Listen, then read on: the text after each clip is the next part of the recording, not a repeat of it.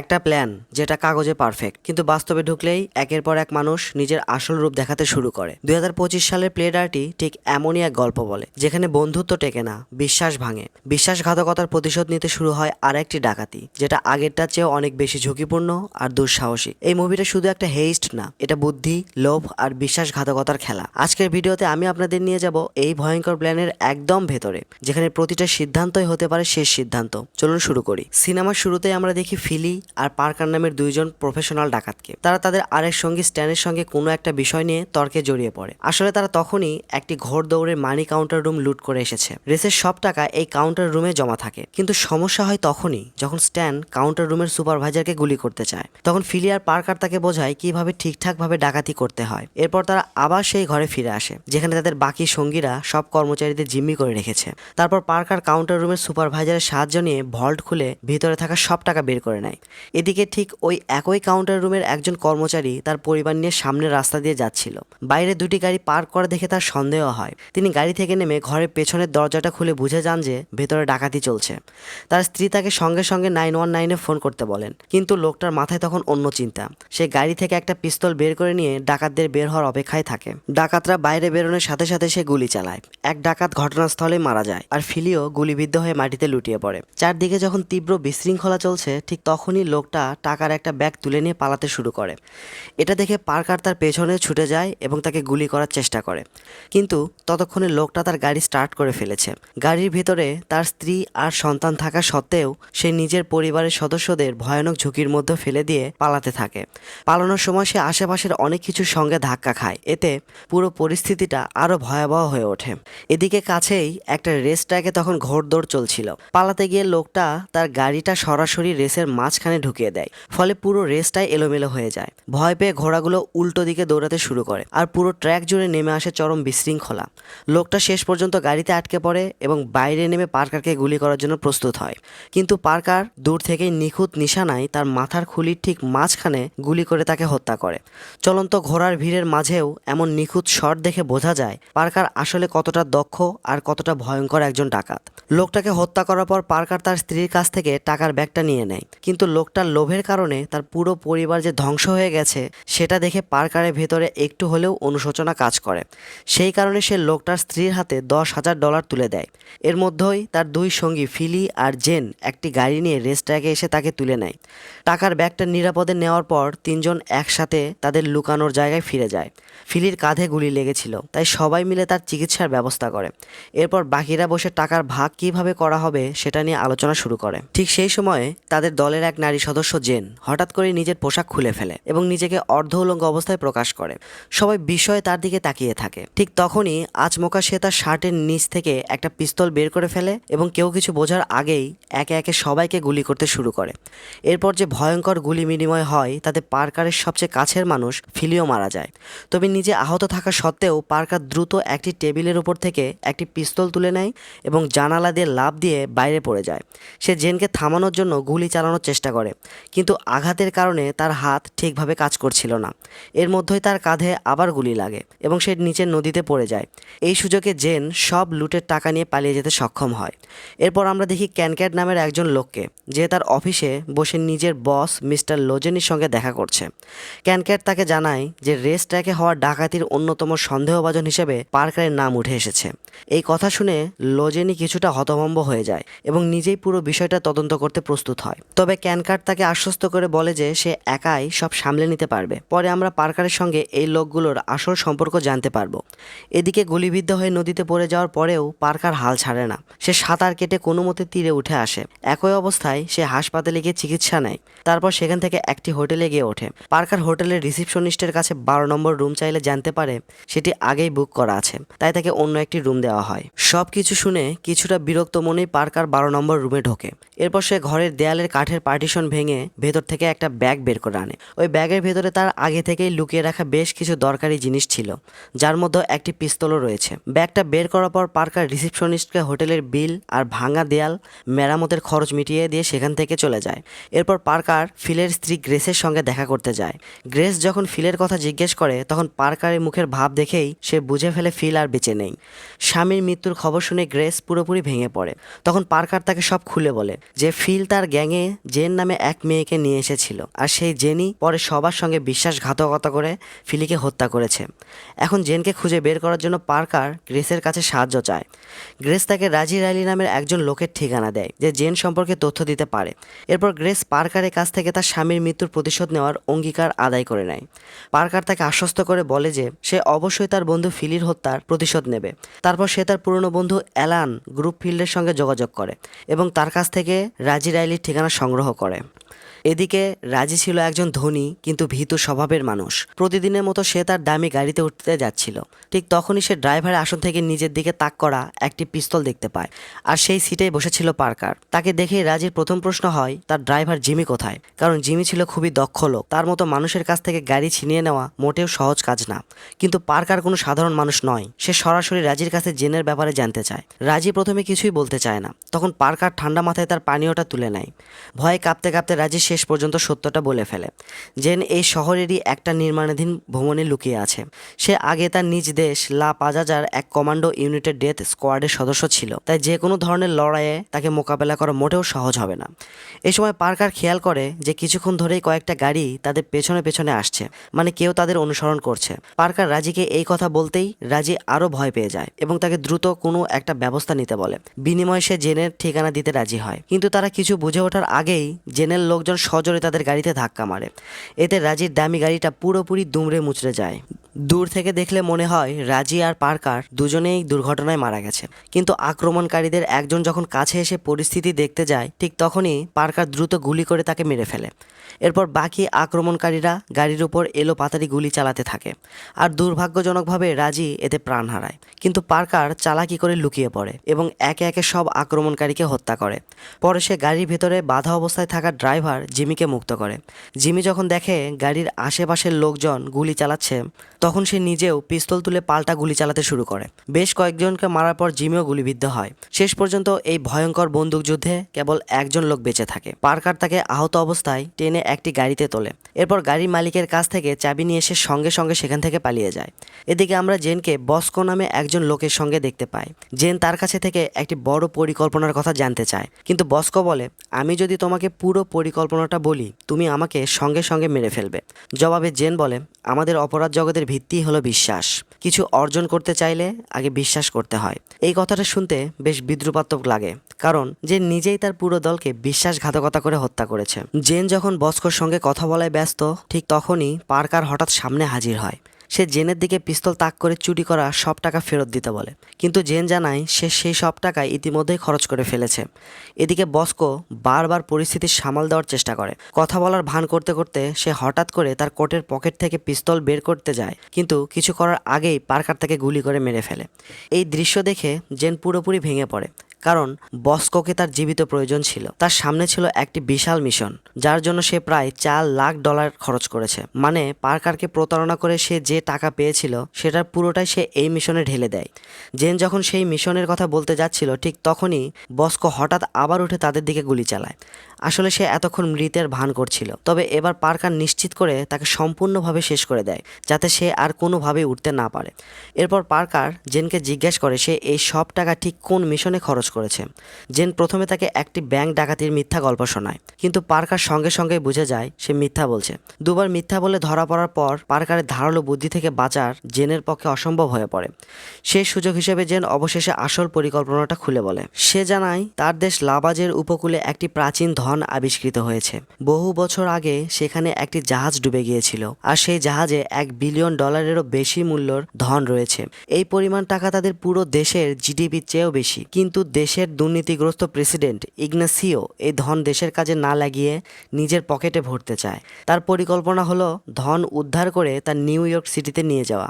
এরপর তার আসল উদ্দেশ্য ছিল কিছু চোর ভাড়া করে ধন চুরির একটা নাটক সাজানো। পরে সে তাদের সামান্য একটা অংশ দেবে আর বাকি বড় অংশটা নিজেই হাতিয়ে নেবে। এই কাজের জন্য সে স্থানীয় একটা গ্যাং যার নাম দ্য আউটফিট তাদের ভাড়া করেছিল। এখন জেন আর তার কয়েকজন বন্ধু আসলে ধনটা সত্যি উদ্ধার করতে চায়।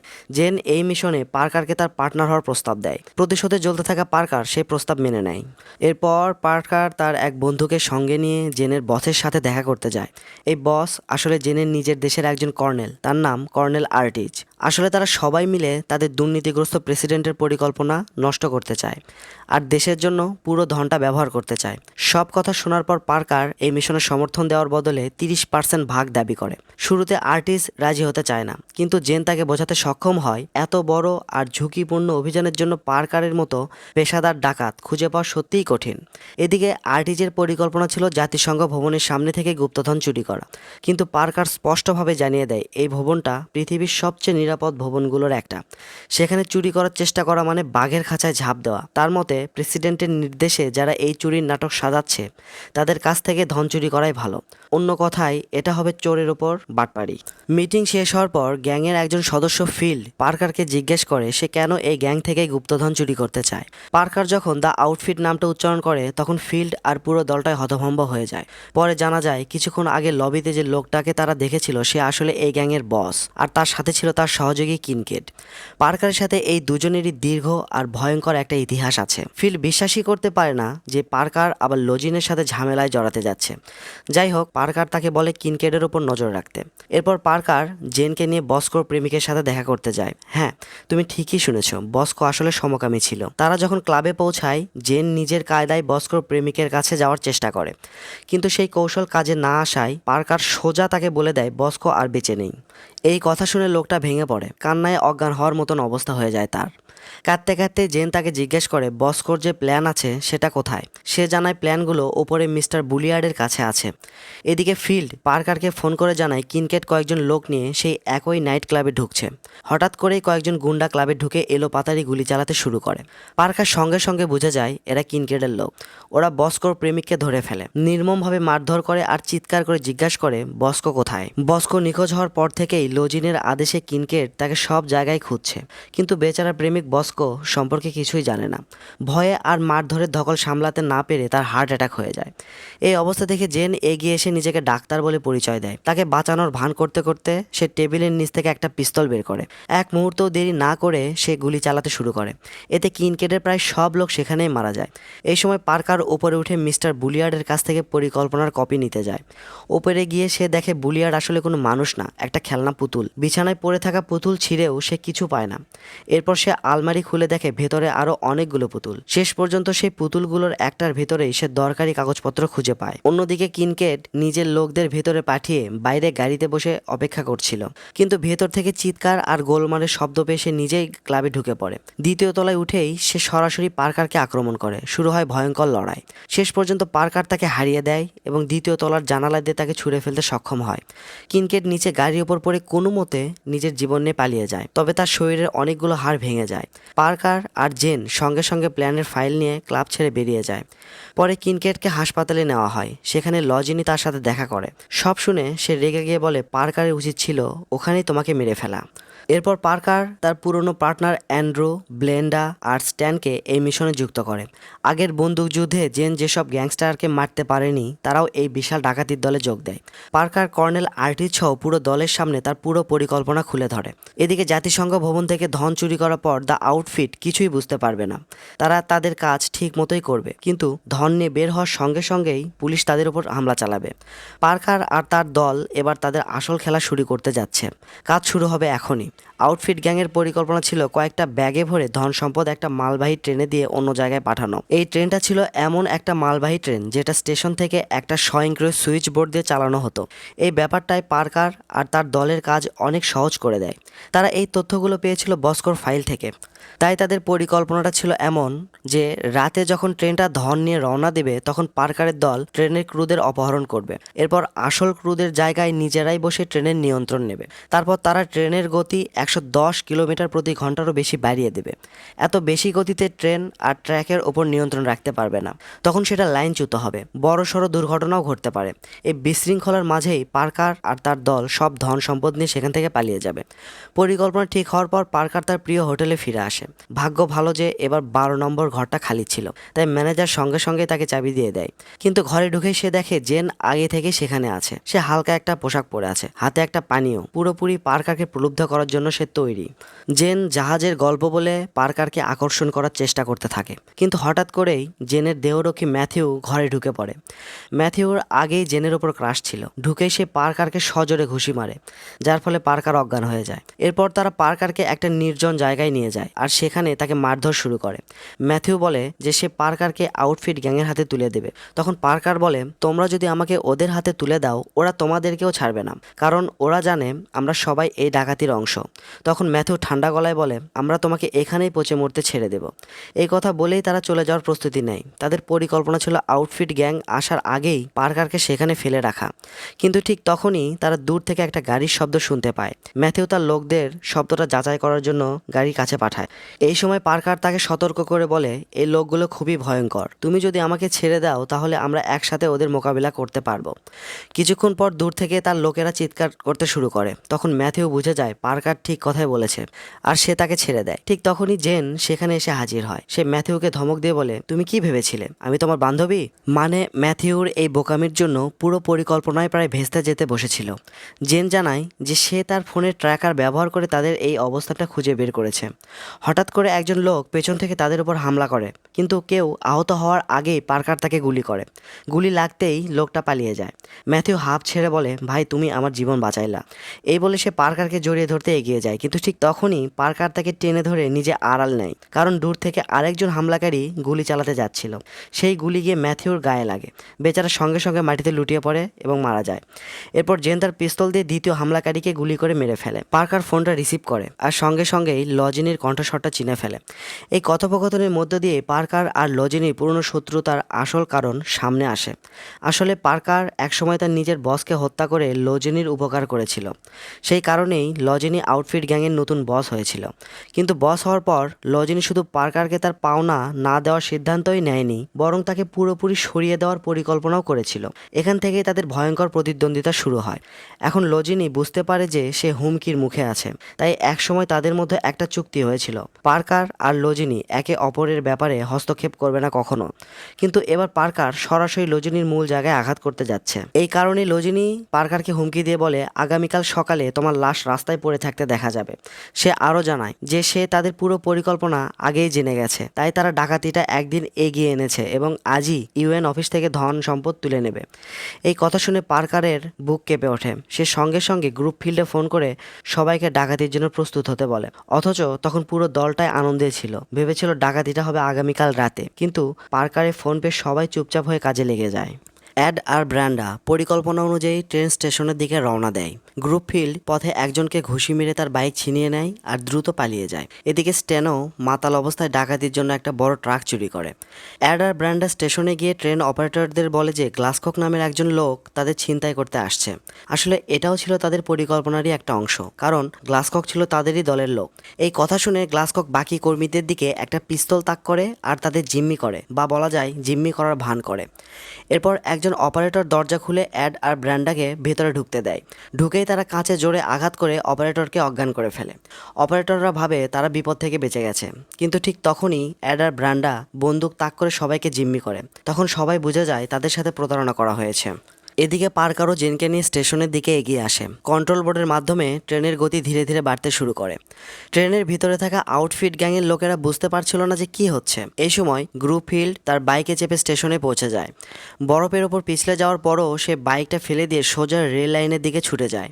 পার্কারের পরামর্শ অনুযায়ী বেশ কয়েকবার চেষ্টা করার পর সে ট্রিপ সুইচ ভাঙতে সক্ষম হয়, যা ট্রেনের জন্য সঠিক ট্র্যাক সেট করে। কিন্তু সমস্যা হলো সুইচ ভাঙার পরও ট্রেনের গতি এতটা বাড়েনি যে ট্রেনটা লাইনচ্যুত হয়ে দুর্ঘটনার কারণ হতে পারে। পার্কার আর জেন ইতিমধ্যেই সেই মোড়ে পৌঁছে গেছে যেখানে ট্রেন লাইনচ্যুত হতে পারে। কিন্তু ট্রেনটা নিরাপদে তাদের পাশ দিয়ে গেলে তারা বুঝতে পারে যে তাদের পরিকল্পনা ব্যর্থ হতে চলেছে। তাদের কাছে আরেকটা সুযোগ আছে, পরবর্তী মোড়ে ট্রেনকে ট্র্যাক থেকে ফেলে দেওয়া। এবার গ্রুপ ফিল্ড ট্রিপ সুইচ ভাঙার জন্য পরবর্তী মোড়ের দিকে দৌড়ায়। হঠাৎ স্ট্যান তার ট্র্যাক ঘুরিয়ে দেয় আর গ্রুপ ফিল্ড ট্রাকের সঙ্গে ধাক্কা খেয়ে ফেলে। সে জোরে পড়ে যায় আর ট্রাক উল্টিয়ে থামে। কিন্তু তারপর একটা লম্বা ক্রেনের অংশ অংশ ট্র্যাকের সঙ্গে ধাক্কা খায়, যা পুরোপুরি আটকে দেয়। যখন গ্রুপফিল্ড হঠাৎ জ্ঞান ফিরে পান, তখন সে কয়েক রাউন্ড গুলি চালিয়ে শেষ পর্যন্ত ট্রিপ সুইচ ভাঙতে সক্ষম হয়। এদিকে পার্কার আর জেনও একই বাঁকের কাছে আসে, কিন্তু বাঁকের কাছে পৌঁছে তারা বুঝতে পারে যে বাঁকটা বেশ খাড়া, অর্থাৎ এত উচ্চতা থেকে ট্রেন পড়লে ধাক্কাটা খুব ভয়াবহ হবে। ট্রেনটা সরাসরি তাদের দিকে এগোচ্ছে, তাই পার্কার দ্রুত গাড়ি উল্টে দেয়। ও মাই গড, এই ধরনের তীব্র দুর্ঘটনার দৃশ্য সত্যিই বিরল।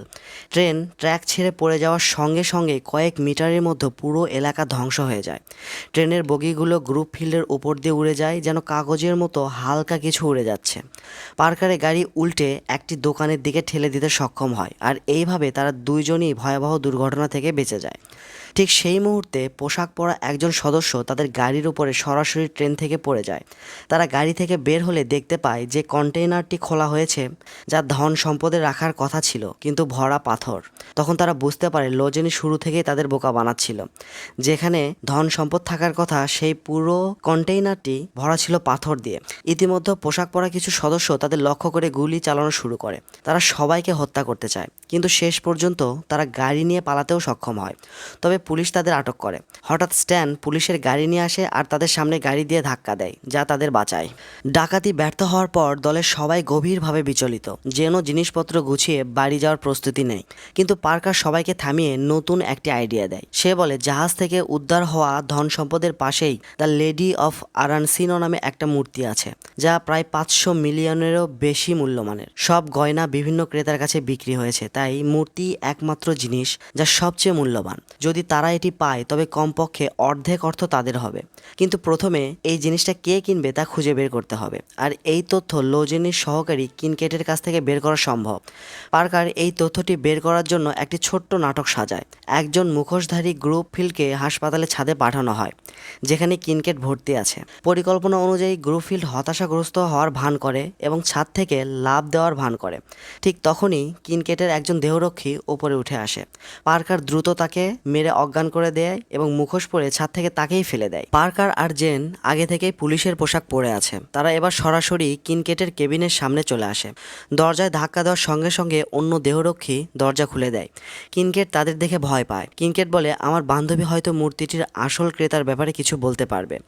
পার্কার তার বান্ধবীর কাছে ক্রেতার নাম জিজ্ঞেস করতেই আশ্চর্যজনকভাবে বোঝা যায় যে কিনকেটের বান্ধবী আগে থেকেই এই ব্যাপারে জানে। সে বলে, ফিনিয়াস পল নামে এক কোটিপতি মূর্তিটি কিনতে চলেছে।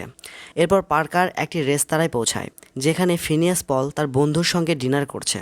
পার্কার মূর্তিটি সম্পর্কে প্রশ্ন করলে ফিনিয়াস অহংকার করে বলে, তুমি কি জানো তুমি কার সাথে কথা বলছো? এবং সাথে সাথে পার্কারকে চলে যেতে বলে, কিন্তু পার্কার মানে না। সে তার বন্ধুকে সবার সামনে গুলি করে। এটা দেখে ফিনিয়াস প্রায় প্যান্ট ভিজিয়ে দেয়। পার্কার তাকে তুলে নিয়ে যায়, যেখানে পুরো দল অপেক্ষা করছে।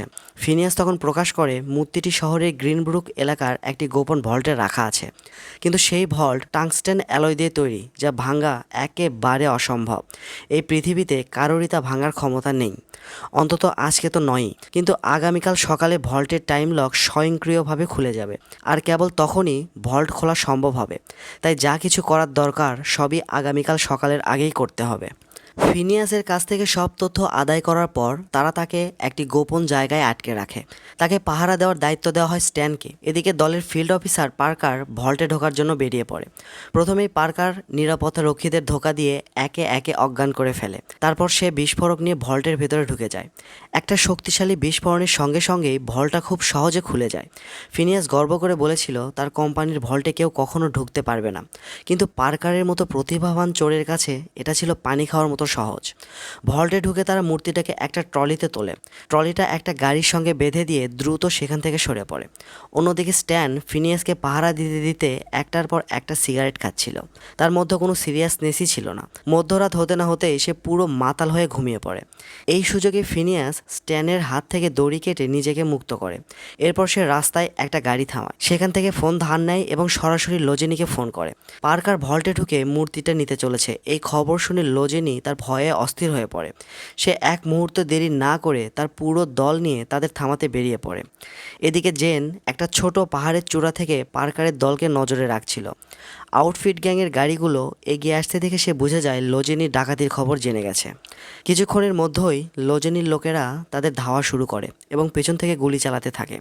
দলটা মাঠের গাড়িটাকে সোজা একটা গিরিখাতের মতো সুড়ঙ্গে ঢুকিয়ে দেয়। ঠিক তখনই চোখ ধাঁধানো একটা স্ট্যান্ডে পার্কার গাড়ি থেকে লাফ দিয়ে ট্রলির ওপর পড়ে। এরপর এক অদ্ভুত গুলির শব্দে সে একটা গাড়ি উড়িয়ে দেয়, কিন্তু বন পার হওয়ার সময় তাদের গাড়ি একটা বাম্পারে ধাক্কা খায়, আর তাতেই পার্কার ছিটকে পড়ে যায়। সে একটা ভবনের দেয়াল ভেঙে ঢুকে পড়ে কারো শোবার ঘরে। ঘরের লোকজন তার উপর ঝাঁপিয়ে পড়ে, কিন্তু সে কোনোভাবে পালিয়ে যেতে সক্ষম হয়। দৌড়ে গিয়ে সে আবার ট্রলিতে উঠে পড়ে। লোজেনির কিছু লোক তখনও তাকে তাড়া করছিল। হঠাৎ করেই গাড়ির সঙ্গে ট্রলিটাকে বাঁধা চেনটা খুলে যায়।